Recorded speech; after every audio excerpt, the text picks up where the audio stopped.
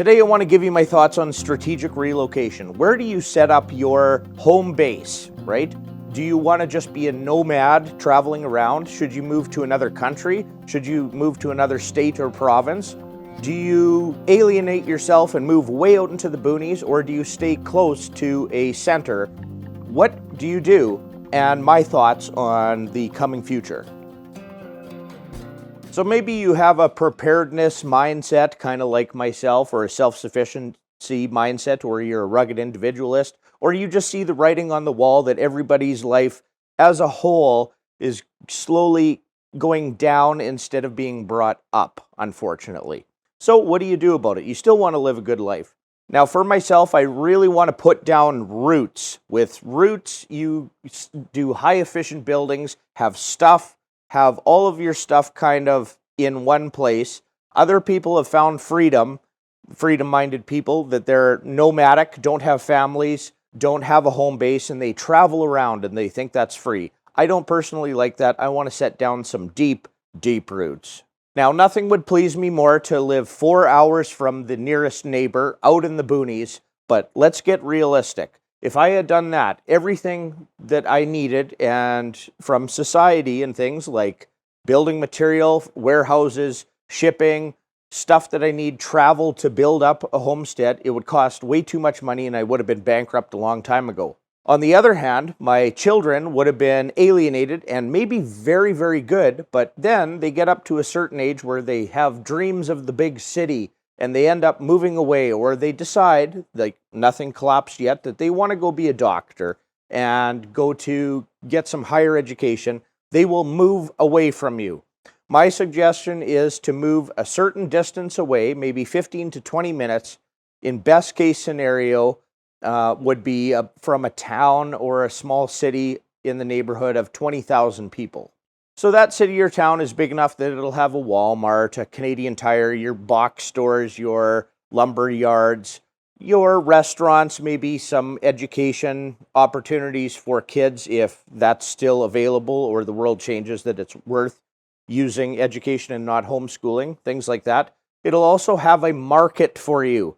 So you can live out way in the boonies and you can start producing stuff off of your homestead. But if you have to travel, you're going to have to leave your homestead to take products to market, to have a farm stand at a farmer's market, and customers are not going to drive out to come to you. Now, maybe if it's the zombie apocalypse in the world and everything collapses and everybody's starving and it's shoot 'em up Mad Max scenario, yeah, maybe you made a decision that 4 hours away, but I actually don't think that's going to happen. I used to think things were going to get that bad, but I don't anymore. My theory on just moving forward, I looked at all the scenarios, is that the average person's quality of life is going to go down. We're kind of at the end of an empire in the West, so inflation is high. We don't have real money. Cost of everything's going up. People can't afford to live anymore. So to live the same quality life as a person in the 70s, I believe the average person has to make $280,000 a year on average to have the same quality of life. I expect moving forward that that's going to go up, and the disparity between the ultra-rich, 0.00001%, is going to be insane, and the quality of life of the majority of people is going to go down, no middle class. So people are going to have to not live in a big house themselves. They're going to have to get multi-generational family. They're going to have to get roommates. They're going to have to live in a very small place. They're going to be more stuck in the rat race. There's going to be more rules and things that are going to make it harder for you to make money and to get out of the rat race. So act now as soon as you can, whatever age that you are, and try to kind of get out. Another part of preparedness nobody ever talks about is economic viability. So how are you going to survive, right? You need some money. There's massive property tax that the government steals from you. There is still utilities. Even if you're going off grid to get set up, you need to pay for an electric bill and a natural gas bill, and you do need to make a living. So if you're on a homestead and you're producing food products or you have another business or something, it doesn't matter. You need to be close to market. When you're close enough to a market, you can actually have customers come to you, or it's very easily to get your product direct to customers. Now, you want to protect yourself, you want privacy, you want security, obviously, as the downgrading of life. Crime is going to increase with the fall of the empire. But at the same time, if there's a lot of hungry people in the world and in your surrounding area and their quality of life is down, and you can sell them products direct to customers and cut out all distribution, wholesalers, middlemen, you can actually sell them a higher quality food product, whatever it is, for a cheaper price and help them out. And if you're set up ahead of time of the super high inflation, so you took your time and you built infrastructure and you have some production going on, then you are the go-to guy as things get worse. You provide people things that they need. So hurting people, which is going to be the majority of people, those are your customers, hungry customers. Now, if you look at cases like Cuba, so Cuba wasn't communistic, right? They had infrastructure and business owners and wealthy people, and they have some incredible infrastructure and things.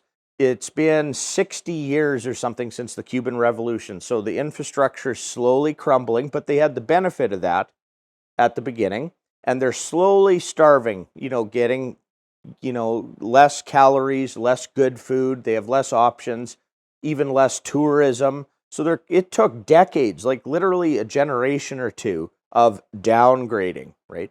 Things aren't getting better in Cuba. They're getting worse. I think that's what's going to happen here. You can even look at the Roman Empire. So at the start of the empire, they had capitalism. They're building things. They're building bridges that still stand to this day. They had real money and a prosperous, incredible system. You can look at the start of the United States for the period of the 1800s. They had real money, no government, no taxation, and you were the most prosperous country on the planet. And then close to the tail end of the Roman Empire, it's slow degrading for a long time, decades and decades and decades and decades. So I suspect my entire life, things get significantly worse, and even for my kids' lives. It might be their entire lives until my kids that are very young are 80 years old until things maybe get better again. Unfortunately, that's my viewpoint of things. Now, could technological advances or something happen in the world that I'm completely wrong? That's something I have to think about as well. So everything I'm doing is for hard times, but everything I'm also doing is for good times. So it comes to the point where it doesn't matter what happens in the world, that I'm happy and okay with what I did. So if things get better in the world somehow, like if we reduce government and get rid of all that stuff and open up business and have a free market again in all sorts of different things, I still have a benefit of a greenhouse, and I still have cattle in the pastures, and I still eat fresh eggs, which is a superfood, every day, and I still have a pond with fish in it. Awesome. That's awesome. Now, if times are good in the world and there's a changeover of things, then if my kids are interested in going to a jiu-jitsu class, which they're at right now, if they want to take taekwondo, if they want to take music lessons of something that I don't teach them myself, if they want a higher education, if they want to be an entrepreneur, have a business idea, they can go do that. And being close to markets and like your community and society, they can run in and do their jiu-jitsu class and come out. If they want to go to university, they can still be close to me. You keep your family as tight as possible. They can go do their daily education. They can come back out. If they have a business, they can go into the market, make money, service sector, product sector, whatever it is, come back out and be close to me, right? So you keep your family close. If you are way out in the boonies, you're going to lose your family as your children get up to a certain age.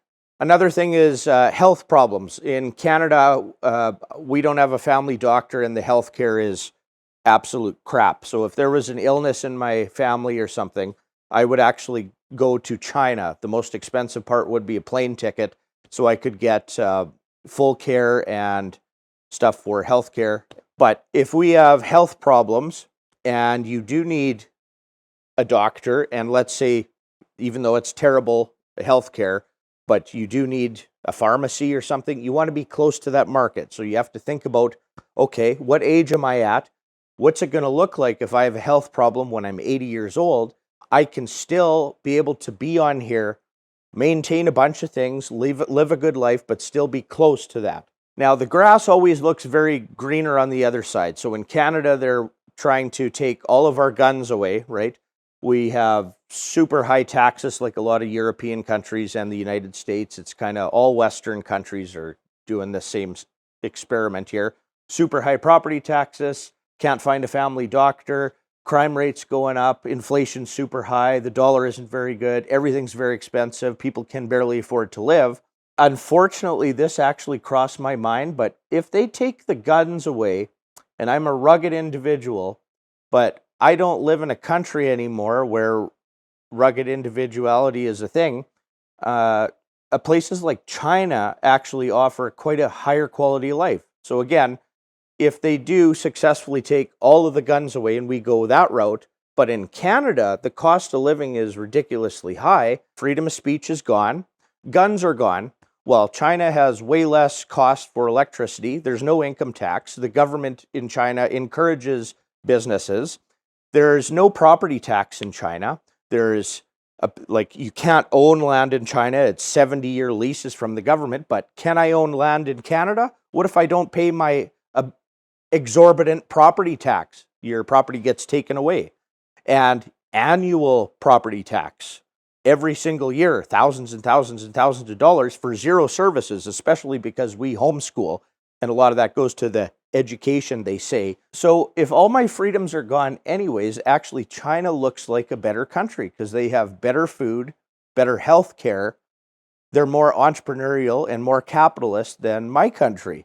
But again, the grass always looks greener on the other side. So is China very authoritarian? Yes. But if I post something on my personal Facebook page, the government is going to tell Mark Zuckerberg to shut him down, and for 30 days, including my business, shut it down if I talk something about, say, vaccines that aren't vaccines. The pendulum always swings, and with the internet and technology and things, I think it swings faster. So if Canada's hard left, we're going to go to just left of center, which is our current right-wing party. And in China, they could do some silly things. They could introduce a property tax or something like that, and they could make bad changes, and then it'll swing the other way. So you can't really run. You have to set down roots somewhere and just deal with the issues, and as the political pendulum goes all over the place. Big city centers is kind of a no-no. So what I would recommend, again, is a town of 20,000-ish people and to be about 15 minutes away, outskirts, so you can get 95% of the things from that small town. And if you have to, then you can travel to the bigger center to get shipments of whatever you need for your homestead, or do big business, or take big shipments of, if you're an entrepreneur selling something, A big city center has more government, higher taxes, higher crime rate, more drugs. Those collapse way faster than a small city center. Although with the cost of fuel and things, a smaller town or city center, if it's too small, it's a dead town. So houses are essentially free. You can get houses for almost free or cheap, or land for free. There's no economic activity there. So you maybe don't want too much of that. You still want to be part of an economy somewhere. Now, what about getting multiple passports or a bug out location or something? People are like, well, Dean, do you have a bug out location? Well, I'm like, well, yeah, like a cabin and stuff, not too far from me as an ultimate backup. But my homestead and my life are kind of one and the same. If I was to get a bug out location, it would be a second passport, and things would be bad enough that it would be the country that is the problem, which it kind of is. So you kind of want to move countries. But again, you want to set down roots somewhere. Everywhere has problems. It doesn't matter where you go. If you go to Singapore, the most economically free place on the planet, or Hong Kong, the next best economically free place on the planet. They have different problems than we have here.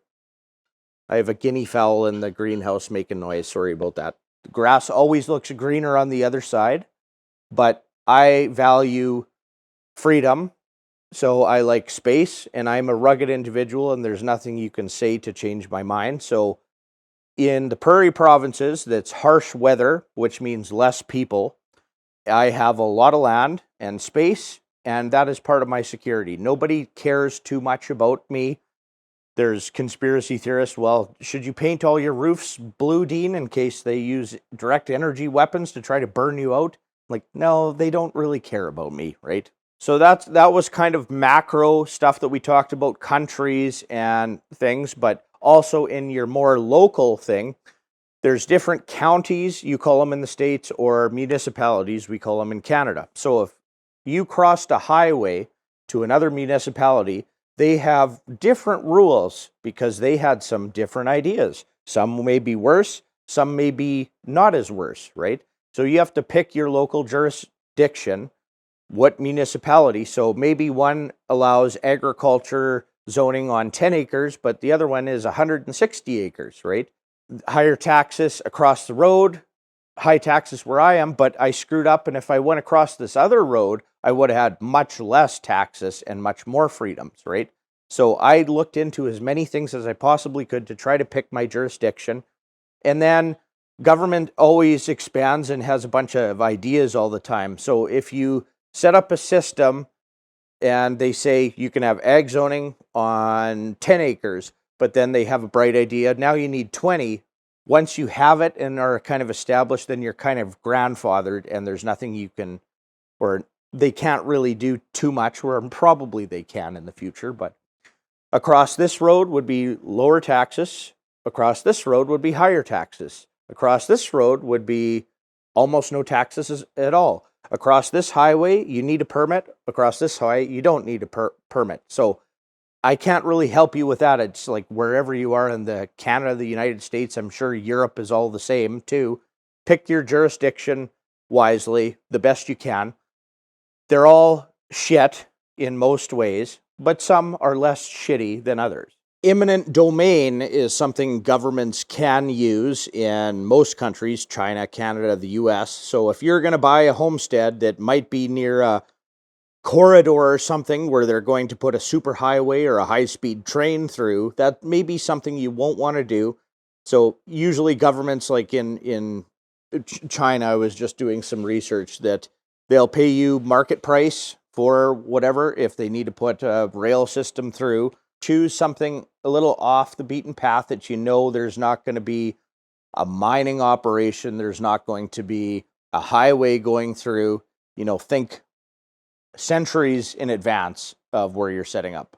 For myself personally, I'm, again, situated outside of a good market to have, but the city expands all the time. So eminent domain, if they're going to put up Dollaramas and McDonald's or something eventually in the next 50 to 100 years, possibly, if the economy doesn't completely tank, I might get taxed out of my property. It could be eminent domain for developments or something like that. But on the other hand, I guess I'd have so much bloody money that I can set up a homestead with, you hire 40 people for a year and build it after my prototype experience, and I can go do that. Doesn't matter, and I can move another 15 minutes out or something. Now, how much land should you get? Well, you can do a few things on an acre or two for sure, but what I have found is if you have an acre or two or don't have particular farm status or agriculture status, you're not allowed to dig a well, you're not allowed to have chickens, you're not allowed to have livestock, you're not allowed to have a business out of it, whatever. And people seem to really like that. I don't know, people seem to like neighbors close by. It's very, very strange. So that's unproductive liability that you purchase.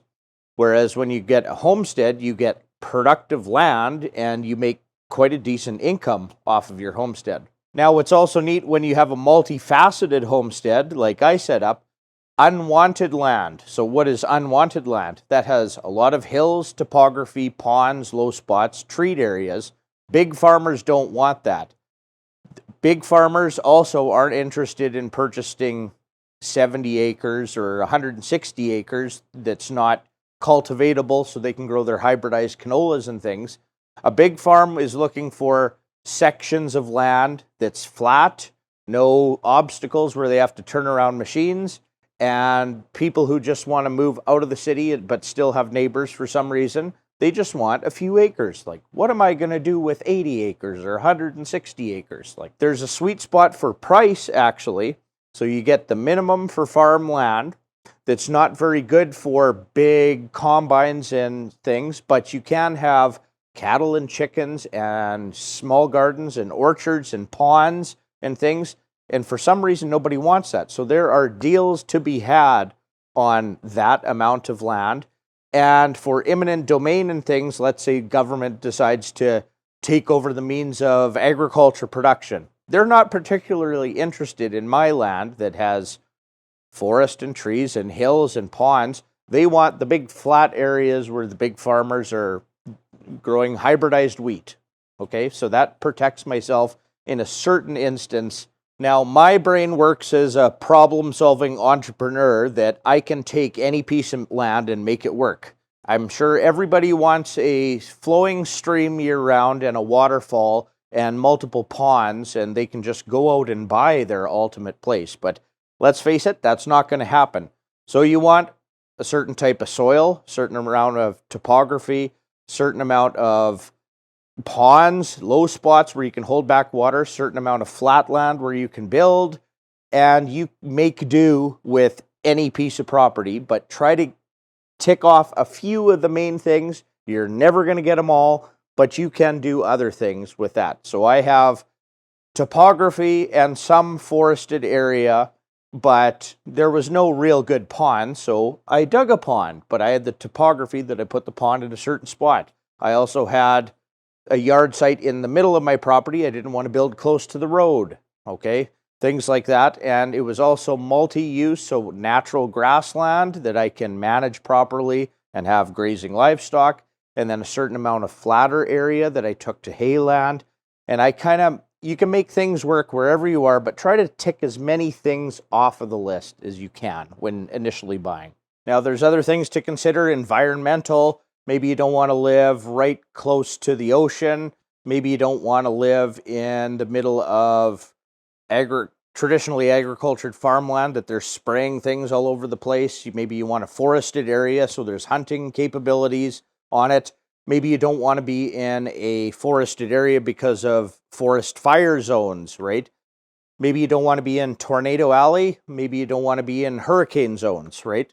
I would not build personally, even with all the insurance in the world, in a hurricane zone because I don't want to have to rebuild everything and start from scratch. Now, could be man-made situations like nuclear power plants all over the world. I believe most nuclear power plants in the United States are long past their lifespan already. They're just kind of running on fumes and maintenance, which kind of is a scary thing. Nuclear energy could be very good, and I'm not totally against it, but do I want to live next to a nuclear power plant? Not so much. Maybe there's not cell phone towers with EMF radiation or whatever. You don't want to be involved in that. Maybe you don't want to be next to a mining operation of any kind, or then again, maybe you do because your land is extremely valuable then, and there's economic opportunity there. As for climate, so I live in a very harsh climate, so it's very, very cold. We have 4 distinct seasons. Winter is the longest one, and it's minus 30-something Celsius out today at the time of this video. But I do get a lot of sunshine. So if you're in Arizona or anywhere closer to the equator, then you don't need a specialized greenhouse like this. Your greenhouse would be different.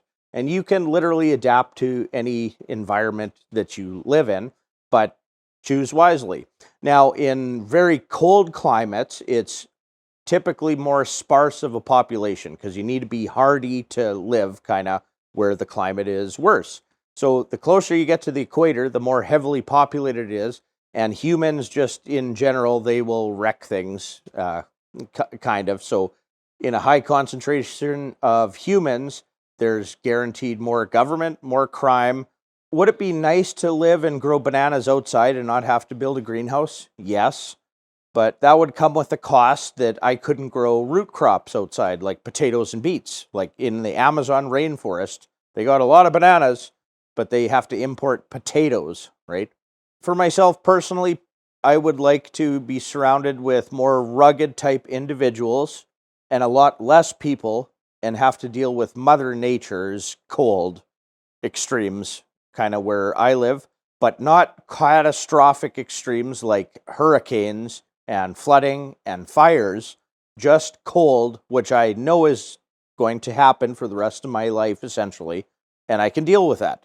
One more thought is also setting yourself up around your people. So maybe your people is a certain religion, a certain mentality, a certain hardworking ethics. You want to set that up your people. So if you believe in Buddhism, you probably want to live with other people that believe in that and don't go into the heart of Islam, right? And if you're Islamist, you don't want to be in the heart of Christianity or something. In-group preference is an actual thing. In the largest city close to me, there's entire neighborhoods of Chinese, there's entire neighborhoods of Filipinos, there's entire neighborhoods of Iranians, there's entire neighborhoods of Muslims. They kind of just in-group preference themselves. Canada doesn't really have an identity, right? If you have specific values, choose your people wisely.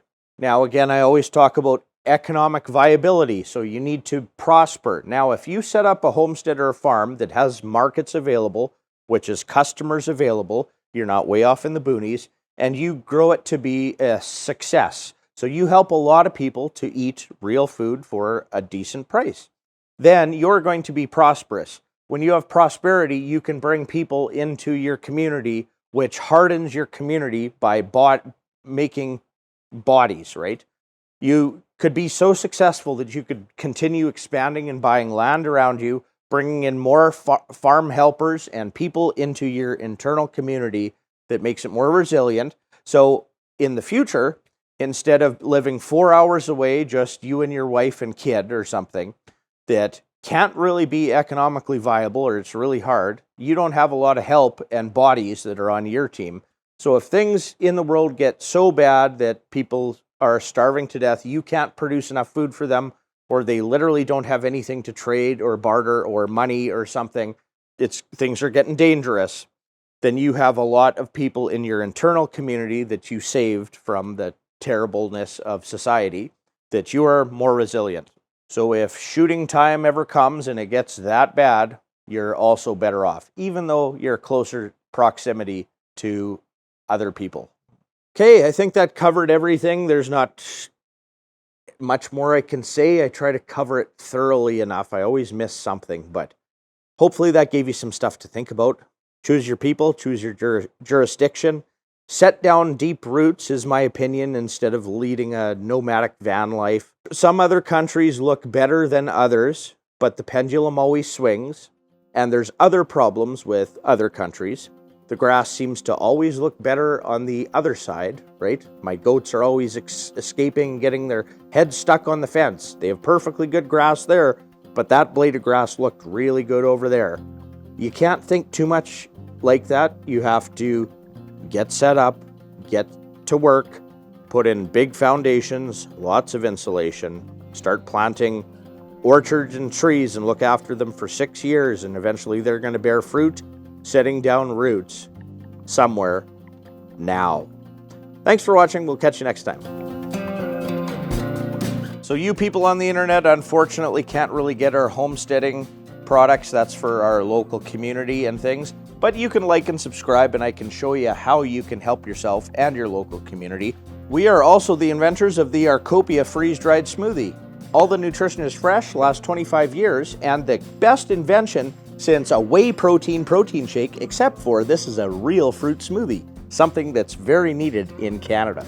Now this is Canada, I can't produce them here, so this is fruit from around the world, freeze-dried overseas in the highest end facilities on the planet.